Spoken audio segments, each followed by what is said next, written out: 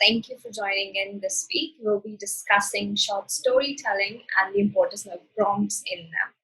So, and to discuss it, we have Umesh Luthria with us. He has authored amazing books like Coffee Shots and The 11 Gurus. Both are marvelous works of prompts. So, Umesh, would you like to introduce yourself? Yes, you have already done the good work. Actually, I'm not a writer by profession. I'm an accountant to start with. And I got into hospitality soon after I graduated from university. And before I got into hospitality, that there was a little bit of period where I worked on blueprints rather than uh, doing balance sheets. So I've had a very how would you put it? Uh, checkered career from the very start. So I've picked up a whole lot of stories in my life. So and uh, uh, as far as writing stories is concerned, this is something which I wanted to do just because I wasn't great at languages, and I always took it upon myself that the best way of getting over a stumbling block is to attempt it. And you will fall, you'll get up, and you will eventually succeed. So here I am talking to you about my books. That was a wonderful way to put it. And your books are really amazing. I personally have read them, and I'm a huge. I would say I'm also a person who likes to journal with prompts. So it was something really fascinating for me, and I really enjoyed it. So, especially in your book, The 11 Gurus, everything, the stories, and the creation in itself is quite interesting and diverse. So, I would like to know how you came up with that concept. What drew you in to write that? The 11 Gurus actually was my first book. And let me just correct you over here. I call them amazing books. Instead of amazing books, I use my name as amazing. So that's what I call my books, amazing books. Okay. The 11 Gurus was actually my first book and not the second. It came out second because there was some technical issue which we had to take care of. Uh, and It all started with me having met Sanchit many years back at my office on a very different subject. He had come to me looking at whether we wanted certain books for hospitality training and all that to be published or something like that. I don't recall exactly, but I think I met him for that. And it just piqued my interest that, there's some young publisher who's trying to do something very funky with uh,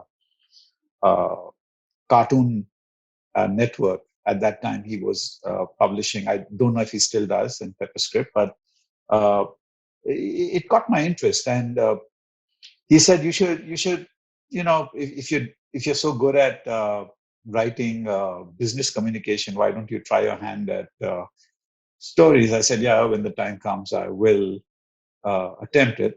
And soon enough, he sent me an invitation to participate in an anthology which was being published under it was a collection of stories from different authors, and I just happened to be one of them. It was a competition run by Pepperscript, and I, of course, submitted a story. He picked it up. Now that I read it, I find it, did I really write it? But yeah, that got me started. And soon enough, I gained a bit of confidence. And as I say, the universe plays these dirty little tricks on you. So the universe did play a dirty little trick on me by showing me an ad in the newspaper from Times of India, which said that 11 months, 11 authors, and they will give a prompt each month, and you're supposed to write a story against that prompt. 6 out of those 11 authors were my personal favorite. And to be an understudy to them was a dream. And that's what got me writing out stories for the 11 Gurus. So the name 11 Gurus comes from the fact that there were 11 authors, all published, all very famous, all from different genres. And they would give different prompts, and you had to just take that prompt, take ownership of it, and write a story. And I did for all the 11, not just for one or two, but I did for all the 11. And uh, we were just about to publish it, but we had to wait till the rights were reversed back to me from Times of India. So that took time. And our friend Sanchit of Pepperscript, being impatient, said that, what do we do in the interim? I said, I'll write another 11 stories. And that's how the coffee shots was born. That is interesting. Like everything was in a way Yeah, pushing you to write the book. So we're very grateful for that. And that's right. yeah, and in all that, as you mentioned, like you had to take ownership of the prompt and create a world of your own. So I'm also very fascinated to know how you Yeah. work about it, like this idea generation and world building, how you go about it. Okay, so I have this little formula. It says take a pen, take a blank sheet of paper, and a stimulant. So I don't mean drugs. I mean, it can be as easy as drinking hot water, tea, coffee, whatever you like. But you just need to stare at that white piece of paper, scribble the prompt on the top, and keep writing down things which come to you while looking at it. What does it throw into your system, or what does your mind throw out at you? And while you're doing this exercise, sooner or later, you will start scribbling. And that scribble will become a paragraph. That paragraph will become. That's how things, uh, start emerging from a prompt. It's not very easy. It takes time. It's very frustrating, uh, but it does happen. I mean, if you stare at that prompt long enough, it's going to talk back to you. However, minutes, it will start throwing out messages to you saying that this is what your story should be all about. It's true. So the whole, as you've mentioned, that this is a practice you employ like personally, and you've done that with professional books. So I assume you do that with personal writing as well. So how would you say this has made your writing evolve over Yeah, the I years? daydream a lot. I say, sorry. No, no, it's okay. Yeah, sorry. I mean, if that doesn't work, I would say plan B is daydreaming. So how has your like writing changed over the years? Then you would say writing process and like everything. Uh, well, I have stopped writing for the last couple of years. After the second book, I stopped for a while because my wife told me that this is meant for retired people and for girls who can show their legs. Uh, I mean, Right. I don't take that very seriously, but I do feel that there was a. Yeah, I mean, girls have it much easier and better nowadays. I feel that it's the women's world with everything, and I'm sooner or later going to be fighting for men's rights rather than be an advocate for women's rights, which I am right now. But jokes apart, I took a break because I wanted to get back into work, uh, and my writing has changed back to formal communication. I'm more fond of nonfiction right now rather than fiction writing. And I have also started believing in extremely short stories called Flash. I think a story between 500 and 750 words and say it coherently and get the other person excited. So that's the kind of change in my writing style. I've also got into writing podcasts for myself, and it's more like a playwright, screenwriter, as you may call it, rather than writing out a short story. because the way you speak and the way you read are entirely different. I mean, you know, I mean, someone has to try it out and see that how difficult it is to script out a podcast and make it interesting, uh, and make it sound extempo. But it takes a whole lot of planning. It takes a whole lot of effort to come up even with a 10-minute podcast. Yes, I totally agree with that. And anyway, the whole storytelling you've said, you mentioned that you've moved to more formal communication. So are you writing any sort of non-fiction work right now that with like along with your podcast? Right.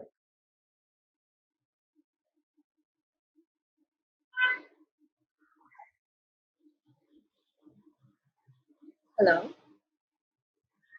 Um, what I have done is I have worked with uh,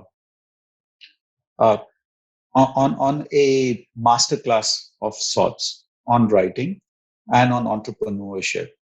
Uh, and I've also got a couple of other ideas that I'm working on in terms of writing out a book on management based on my own experiences of about 35 plus years.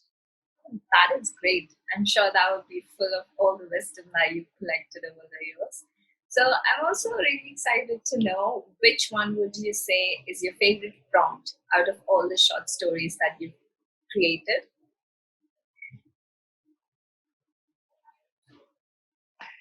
Okay, that's a very good question because not to patronize Sanchit, but we were talking when we were doing the 11 gurus and said that let's not make it all about the 11 prompts from those authors. Let's add a couple of prompts from somewhere else, so that it's not just TOI driven prompts, but from Pepperscript too. And he sent me a prompt, and I'd like to read it out if you don't mind, because you'll see what kind of prompt he sent me and what kind of thought process it sent me into. So the prompt reads, quote unquote, "You see, that is the thing with light-hearted, unreal conversations. They mean so little, but do so much. Before you can measure the actual depth of those unflinching shallow words that just pour out like regular slang from a person you believe you know so well. The parallels of the world around you start displacing each other. You look up, then to the sides. It feels hypocritically sane. Sooner than later, you do actually laugh at yourself for being the madman and keeping your eyes closed while your counterpart stares and smirks. So when it did come to light within, I decided to work with only the tangibles and the extremes."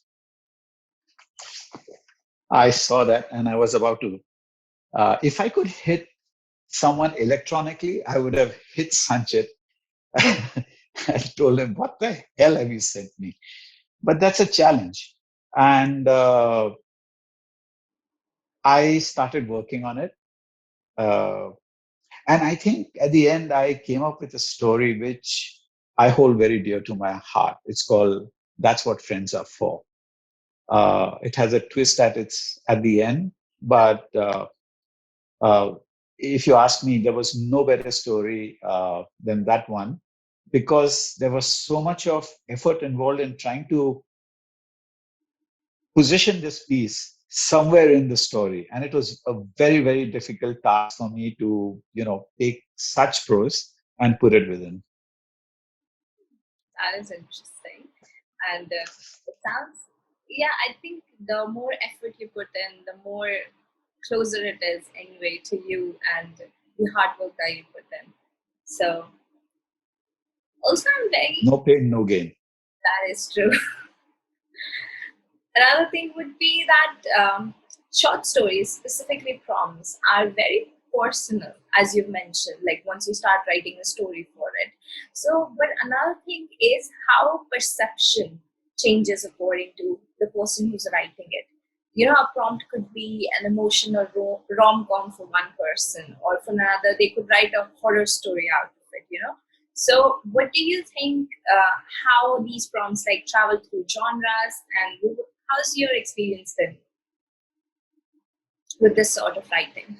Well, I call this experience with prompts bringing an elephant into the room with blind people. No two people are going to see the same part of the elephant as the same. For someone, the tail might feel like something else, and the trunk might feel like a snake. But uh, and that's the best part, is that everyone will feel the prompt based on experiences which they have uh, undergone or that have touched them. And that's how stories are born. The stories, I keep telling everyone that uh, stories from within are hidden in your subconscious. Uh, they're not discoveries, they're not creations, they are nothing. It's just a whole lot of experiences which sometimes you may have forgotten. And just like dreams, they become real. I mean, when you see a dream, the dream feels very real. Uh, you can, to the point where, you wake up with a start feeling that, where was I? I was in a different world. And how does your mind construct those dreams? It's the very same way mind constructs stories. It sews up experiences and throws up stories. That's true. That's a good one. I think I should use it in one of my books. And since we're talking about writing and stories so much, I think it would be fair to talk about your favorite book and why do you love it. Yes. They, it's like, saying choose between your children. Which one of your child is your favorite one? And it's very hard because each author has touched me, or each book I have called my favorite has touched me in a very different way. So there is really no favorite, but there is one book which every time I read it, it throws up a different meaning for me. And you won't believe it, it's a children's book. Officially, it's a children's book. And it's uh, author who wrote it in 1943 called Antoine de Saint-Exupéry. I think that's how if I got it right. It's called The Little Prince. Uh, if there was a time I would got emotional with a book, it was this one. And it's such a simple story. And yet it conveys so much about who we are as humans, how we behave, how we lose the child within us, how the adult uh, that is born within our body starts getting corrupted, and how at the end of the day, we want to go back to that childhood because we want to end up over there. Wow. Okay. And the story is by, may I know the author? I'm sorry. I'm sorry, I didn't get I'm the sorry. name of the writer. Name of the author is Antoine de Saint-Exupéry. Yes. Uh, oh, okay. I'm sorry. I thought, okay, okay. Yeah, Little Prince is one of the great ones. So, and since we're this books and everything, and we discussed your podcast in the beginning as well. So, I would love to know how is it going? What is it about? And, how, what do you plan to do with it?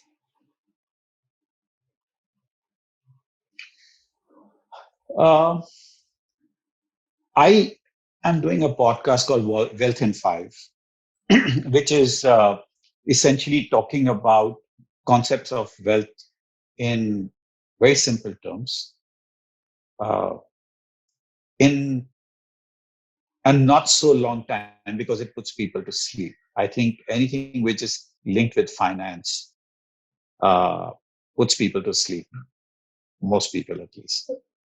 And it's very hard to understand. It's almost like a jargon used by doctors, and you feel like, am I sick or something? And there's a whole lot of FOMO associated with not knowing a lot of terms. And a lot of time it is used against us by our advisors and all to just make us believe that it is something which we cannot do on our own.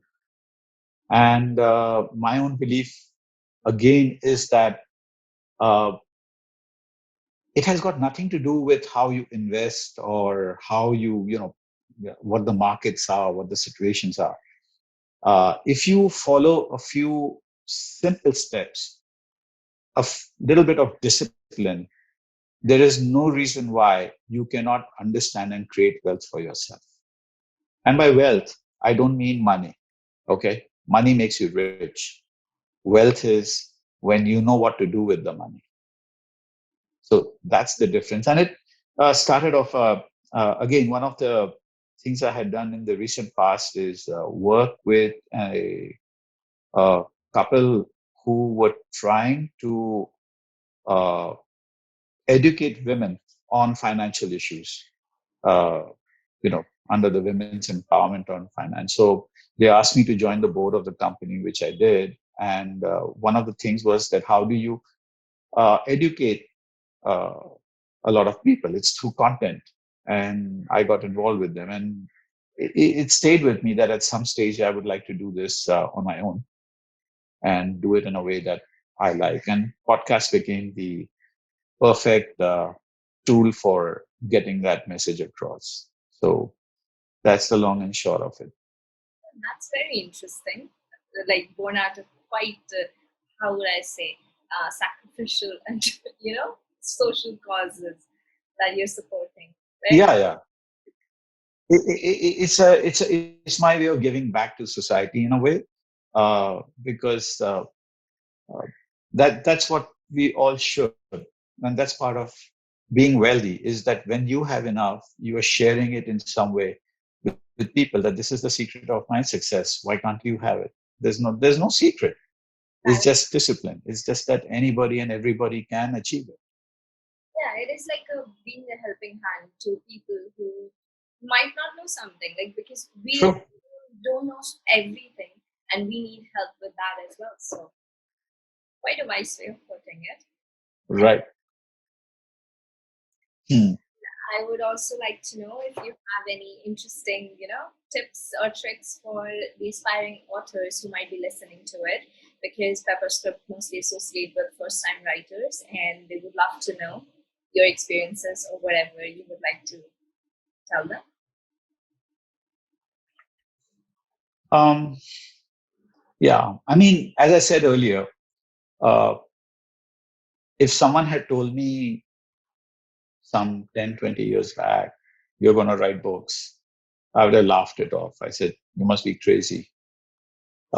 Just because I have learned the art of communication for business doesn't make me a good author. But there's one course which I did in my undergrad studies at Chicago. And it was one of those courses which didn't really matter. Okay, it was something to fulfill my humanities and social sciences requirement, as they put it. So it was a compulsion to be done rather than a need for me to do it. Uh, and over time, I think it is that course which I've held in the greatest of esteem, because everything else can be learned and relearned. But my professor told me that if you are not able to communicate what you want simply, or simple enough to have a child understand it, then you are talking gibberish. And I nearly flunked that course. I'm glad I passed. I had taken it on pass fail. I must admit that, just to because I'm terrible at grammar. At least I was. And if you ask me, uh, what are adjectives, what are conjunctions, what are nouns, I know them, but I don't know them. Okay, and so it's just to tell people that if you speak it, you don't have to be scared of what you're writing. It can be any medium. I mean, it doesn't have to be just English. You can write in Hindi, you can write in Tamil, you can write in Telugu, you can write in Spanish. Um, it's an expression. You have editors who will help you clean it up. You have publishers who will help you frame the ideas better. But if you're going to keep all the barriers in front of you and say, how am I going to do this? How am I going to do that? You're not going to do it then. You have to make that attempt. You have to give it that first shot. You have to learn to look at that drivel you have written on a piece of paper and learn to love it. It's just like that ugly little child you hold for the first time and hope that this person is going to become a nice looking boy or a girl whenever they grow up. And to the parent, even the horridest looking baby is the most precious. And that's how you need to treat your writing, is that, yeah, I like it. I mean, and now I'm going to shape it and I'm going to make it good. And that's what I do. Uh, I treat my writing exactly the same, and I mean it, because if you are not in love with this art, just don't do it because you have to.